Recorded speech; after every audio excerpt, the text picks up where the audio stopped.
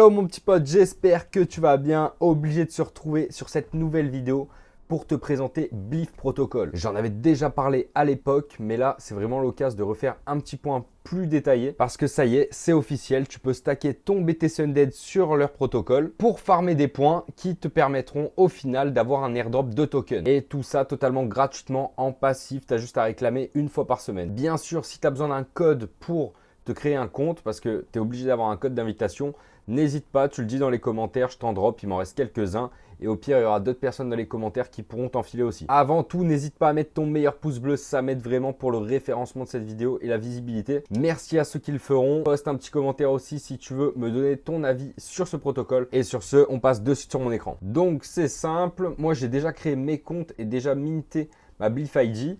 Mais quand tu arrives ici, en fait, tu vois, il te parle d'un passeport. C'est ce fameux Blyph ID. Tu n'es pas obligé de le minter direct dans tous les cas. Tu n'es même pas obligé tout court. Mais tu vas pouvoir du coup générer des points. Donc pour ça, il y a juste à appuyer sur le bouton connecter. Je connecte le wallet Xverse, Unisat ou Magic Eden. Moi, j'utilise Xverse et Unisat principalement. Voilà, donc là, comme tu peux voir, j'ai lié mon Twitter et mon Discord tout simplement. Parce qu'ici, tu as des quêtes que tu peux faire. Donc en mintant ton badge, tu auras un bonus de 1% à chaque point. Donc, tu vois, il y a marqué ici plus 1% bonus. Tu as aussi rejoindre le Discord, ça te donne des points en plus, tout ça. Ici, on a l'onglet Claim Points. Donc, toutes les semaines, tu vas avoir un bouton qui s'affiche là où tu vas cliquer pour que ces points de stacking rewards qui augmentent heure après heure, enfin seconde après seconde, soient ajoutés dans tes Claim Points. Tes Claim Points, tu peux les retrouver dans le leaderboard aussi. Donc ici, tu vois, Robino BeLife. C'est du coup comme une adresse INS au final que j'ai créée au départ en choisissant ce pseudo. Je l'ai minté pour environ 11-12 $, je crois. Ça représente vraiment mon passeport en ligne lié à Blyph du coup. Passeport numérique. Tu peux retrouver du coup mon blaze, la photo Undead vu que c'est lié au compte Twitter Undead. Invité par EDK, 5 referrals et mes points, donc qui sont 950 000 environ. Et stacking rewards qui augmente petit à petit. La dernière section, c'est Blyph avec le signe dollar qui est en fait le token Blyph. Donc le jour où ils auront fait le snapshot, à mon avis, ce qui va se passer, c'est qu'ici, en fait, tous nos points seront convertis avec un ratio qu'on ne connaît pas encore. Mais du coup, ici, on aura très certainement notre quantité de tokens qu'on recevra une fois le snapshot pris. Donc une fois que tu es ici, c'est bien, mais il faut stacker. Donc pour stacker, tu as différentes collections qui sont éligibles. Bien sûr, ça c'est celle que tu as dans ton wallet. Et tu peux descendre un petit peu pour retrouver ici BTC Undead. C'est available. Undead, tu peux en acheter un directement par ici si tu le souhaites aussi. Le lien nous amène directement sur la page Magic Eden, sur la marketplace. Et tu peux bien entendu choisir celui que tu souhaites dans ceux qui sont listés. Si tu en achètes un, bien sûr, n'hésite pas à me DM sur Insta ou sur Discord ou même Twitter pour que je te donne accès au channel VIP. Une fois que tu as acheté ton Undead, c'est simple, tu as juste à être connecté sur le site Blyph avec ton wallet du coup. Tu peux voir ici, donc moi ils sont déjà stackés, là je peux les unstack, mais il y a marqué active et chaque Undead me rapporte 100 points par heure tout simplement. Ah oui, et l'avantage de ce stacking, c'est que tes assets restent dans ton wallet. À aucun moment tu vas envoyer ton asset sur leur plateforme, donc tu gardes la self-custody de tous tes ordinals. Clairement, un farming gratuit d'airdrop futur qui est à très haut potentiel à mon goût. On va voir ça de suite. Donc sur leur site, comme tu peux le voir, c'est quand même assez quali, hein, on va pas se mentir. Là, on peut voir des petits sponsors, Xverse, Genidata, BitBoy. Ils ont un slogan assez costaud parce qu'ils veulent en fait apporter le Web3 sur Bitcoin au final. Si on scrolle un petit peu, on arrive au Blyph, donc le token. Et ils nous disent aussi que le Blyph token est là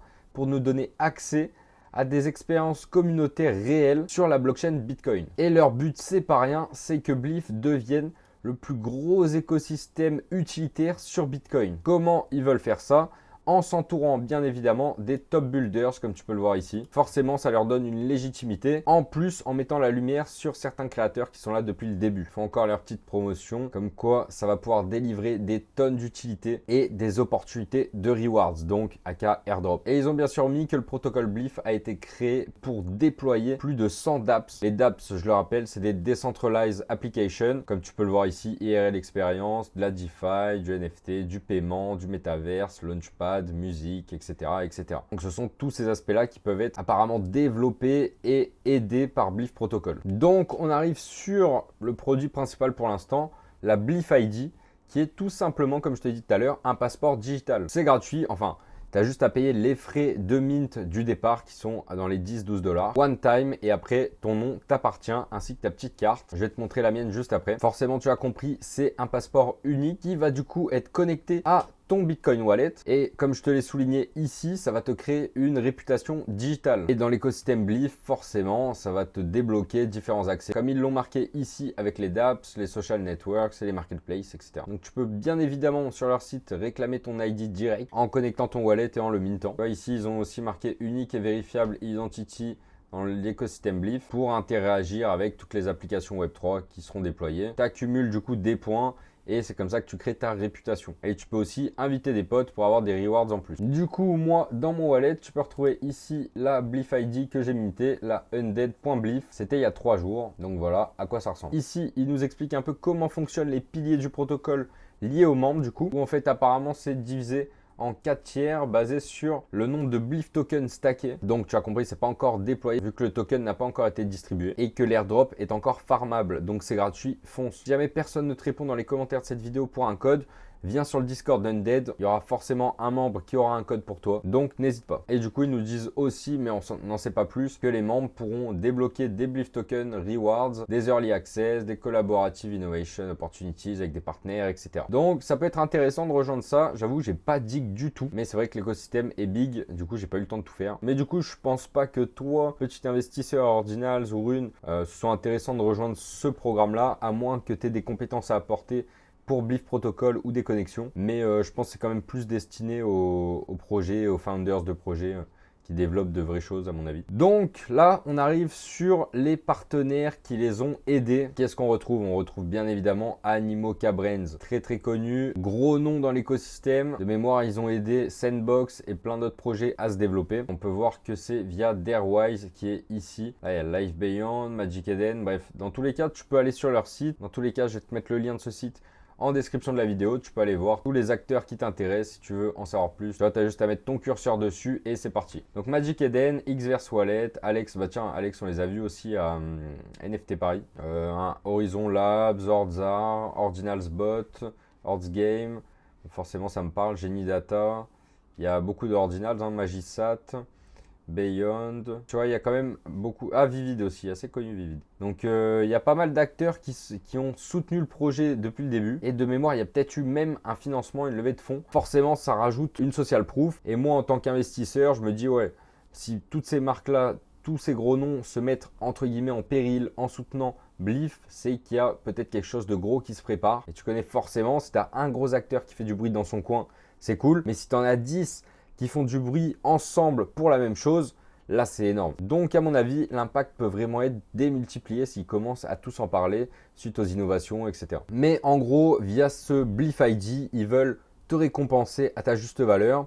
Et plus tu les aideras, que ce soit en votant, en stackant ou en étant un vrai acteur de l'écosystème, en développant quelque chose avec eux, tout sera entre guillemets enregistré dans ton Blyph ID. Et du coup, s'il y a airdrop, on se dire, ok, ce gars-là, il nous a aidé depuis telle date, il a stacké autant, il a fait ça pour le projet. Du coup, il va avoir un bonus. Allez, tiens, des tokens en plus, un accès, on ne sait pas quoi, peut-être un free mint ordinal ou autre par la suite. Dans tous les cas, c'est de la plus-value à aller chercher pour très peu de temps passé. Parce que si tu stacks, vraiment, c'est un clic par semaine terminé. Il nous donne un petit peu de détails ici sur le token Blyph. Et comme quoi, il aurait été pensé pour transcender, ok, la finance traditionnelle, très bien. Mais comment? En leverageant la liquidité. Donc, en apportant de la liquidité et de la stabilité à Bitcoin. Qui est quand même la chose la plus dure pour l'instant sur le marché Rune, par exemple. On le voit bien, il n'y a pas de pool de liquidité, donc tu es obligé d'acheter en OTC les bagues qui sont listées et du coup tu as moins de flexibilité. Et si tu te rends sur Uniswap, tu peux faire un swap ETH USDC directement, la quantité que tu veux.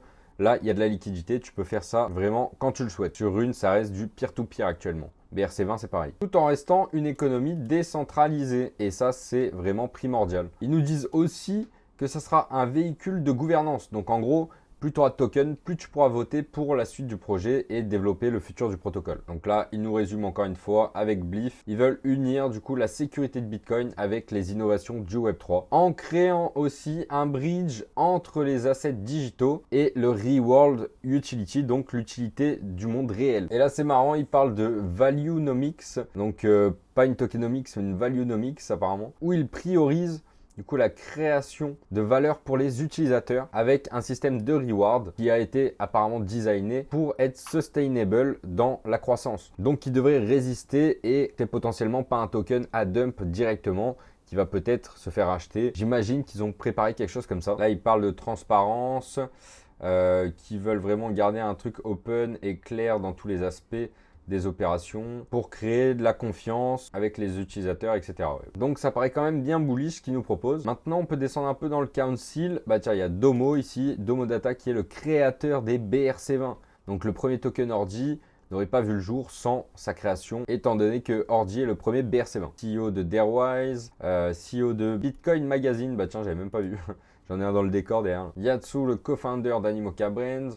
Bon, en tout cas, il y a du beau monde, ils n'ont pas mis tout le monde. Là, on peut voir des petits articles qui parlent de... Ok, donc on a fait à peu près le tour ici. Donc maintenant, ce qui va m'intéresser, c'est le light paper. Hop. Et je suis allé dans la tokenomics avec le token utility. Bitcoin Life, le name... Blyph, le ticker, une supply de 21 milliards. Bon, pour l'utilité, il y a marqué ici que c'est une liste non exhaustive. C'est voué à évoluer par la suite au fur et à mesure que le protocole grandit. Mais il y a déjà pas mal d'aspects qui sont couverts, j'ai l'impression.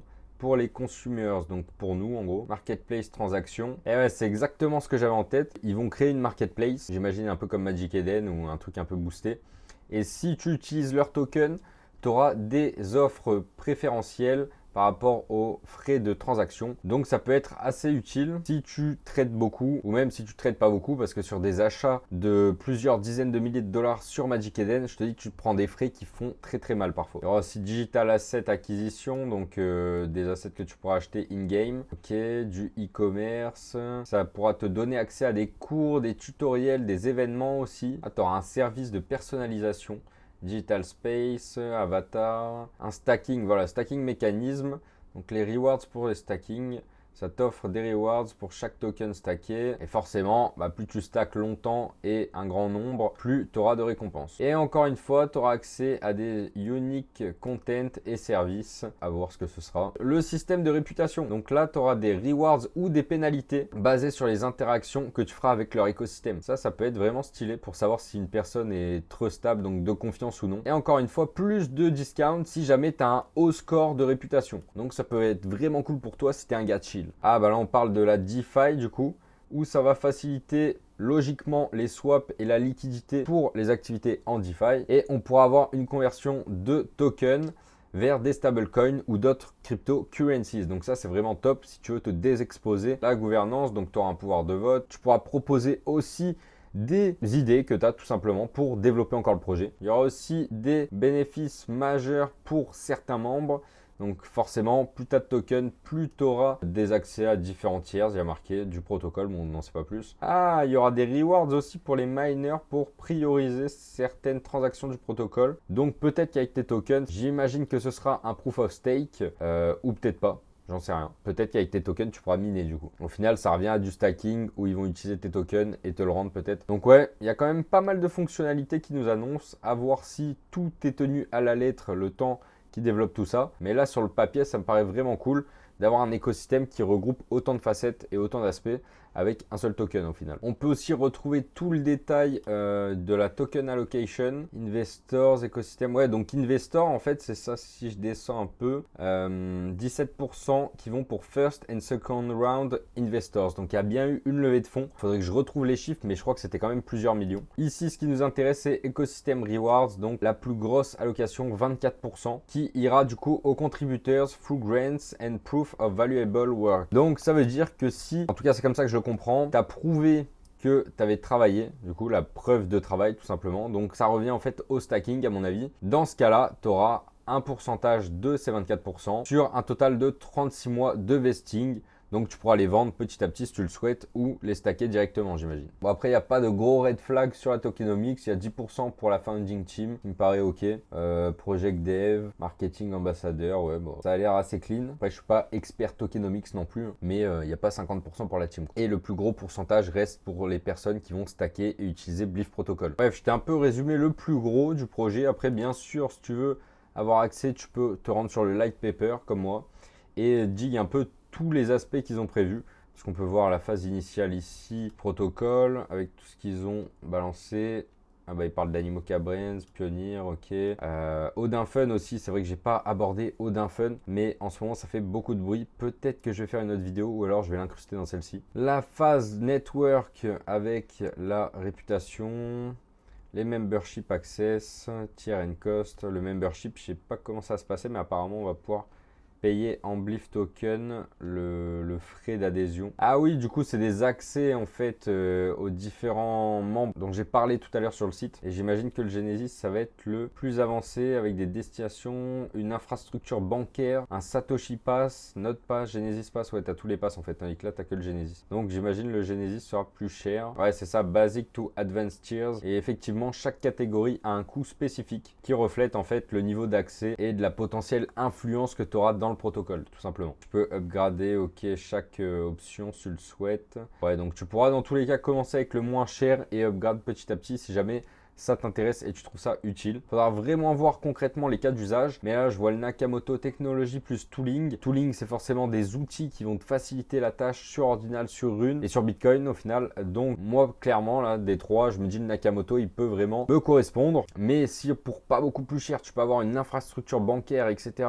Alors c'est une dinguerie. Après, à voir comment ça se passe si tu résides en France, c'est peut-être encore un peu compliqué. Les destinations, pareil, c'est quoi les destinations? C'est des voyages que tu m'offres chaque année ou faut en savoir plus? Là, c'est un white paper, enfin un light paper même. Donc bah faudra attendre que ça se développe tout simplement. Bon, ils te parlent aussi de leur marketplace, l'unlock des tokens, l'utilisation des différentes solutions, la proof of valuable work si tu veux en savoir plus. Bref, tu as vraiment de quoi faire. Et là, ils nous ont mis un exemple d'impact dans le monde réel où tu imagines du coup un propriétaire de petit business dans un pays qui se fait tabasser d'hyperinflation. Donc il y en a plein hein, où tu voyais des liasses comme ça, il fallait des pactoles pour aller acheter une baguette. On a vu beaucoup de cas ces dernières années. Grâce à Blyph, apparemment, ils pourraient être en mesure de stabiliser leurs gains du coup en passant par des transactions basées sur Bitcoin. Ici, ils mettent aussi en avant un créateur de contenu qui va développer du coup son impact mondialement et qui va pouvoir monétiser tout ça via la plateforme Blyph. Et ils disent que ce sont de réels scénarios qui pourraient voir le jour très prochainement. Moi, je t'invite à aller lire au moins la conclusion. Au moins, tu n'auras pas besoin de taper tout le light paper si tu le souhaites. Et